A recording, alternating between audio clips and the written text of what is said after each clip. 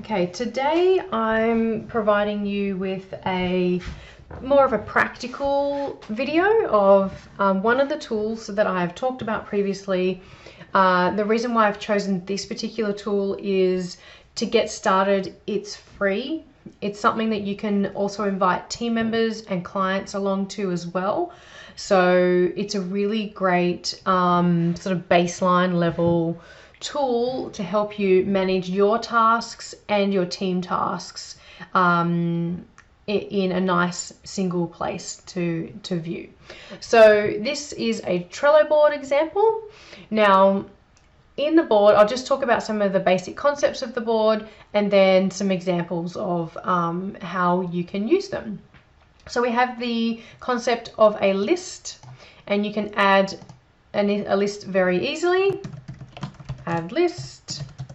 And then within that list, we have a concept of a card. So a card is basically do a thing, a task. And then within that card, it has a whole lot of attributes. You can add people, you can give little tags, you can add a checklist, you can add a date, attachments, a cover photo, comments, description, all that sort of stuff can go in here. You can turn it into a template if you need to, use it on a regular basis. And you can come in here and you can tag people. So I'm going to tag Tamara as an example, and I can write a comment to Tamara. I can save it, and she will receive an email letting her know that I have either allocated her to a card or written a comment for her to have a look at.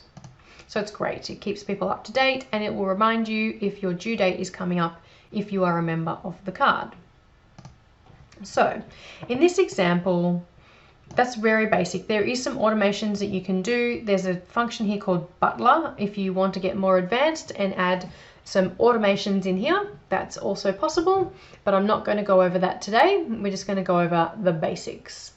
So I always have a list at the start of my boards, because in most cases it's going to be a client board or a company board or a specific activity board.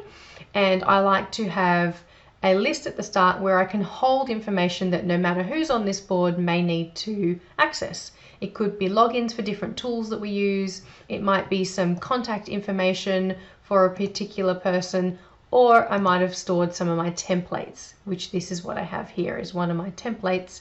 I've kept that in my what I call company information board or personal information or whatever you want to call it.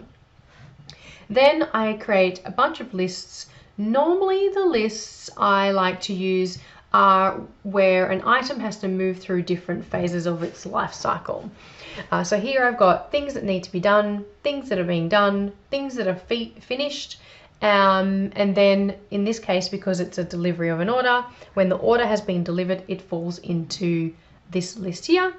And you might want a little holding pattern list called follow up later. So some stuff that it's not a priority to go into the to-do list, but you need to follow it up later. There are a whole lot of different ways you can manage the activities in the board. It depends on your business, the language you use, and the phases that particular items move through. You know, if you're a design company, maybe it is to do, then it's in drafting, then it's in quality assurance, etc., etc. So you can choose what phases you want an item to move through.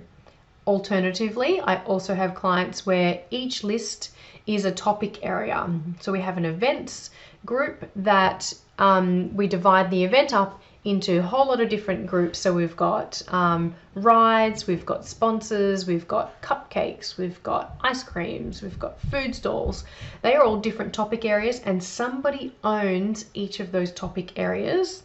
So we create a list for them, and then we put all of the to-do items in that list, and then when they're done, they all move into the done folder, so that the overall coordinator can see for each part of the event what is everything up to. So that also alternative option is to have a separate board for each type of activity in the event. Whole lot of different ways that you can structure things, but I'm just going to go through a simple example today. So let's say we get a new Christmas pudding order come in. Then I'm going to make a copy of this. I'm going to put it into the to-do. Christmas pudding order for John. Create that card. Great, here I am. See, my card has now been put into here and it's got all of the stuff I need to do. I can add in now all of John's order details, and then as I do things, I can tick them off and I can give a final due date. He's expecting this at the end of April. So I've now got a due date there. Now you can see here I've got one that's in doing. Yes, it's overdue because it's from December. But you see you can add the details and then you can start ticking things off as you move through completing the items. This pudding order here has actually already been completed. So I can't open. Here we go.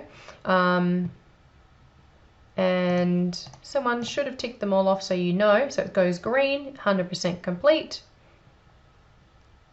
Order's been delivered. Fabulous. There we go. All done. So you can see it turns green. If it's overdue, it's red. If it's not overdue yet, the date is white. So you can see where anything's at any one time. You can see that I've been allocated to this card here. It's got my initials there. And I've also been allocated to this one. But you can allocate anyone else that you want to the card at any time. You can invite people to the board here, put in their email address, and it will send them an invite to join this board as well. So if there's someone else that's involved in the pudding order, for an example, then you can add them in as well. Or if you're collaborating with somebody else, add them into the board.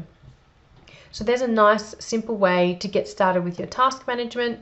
You can see who's on what and what phase it's up to in the task's life cycle. You can allocate things to anyone at any time.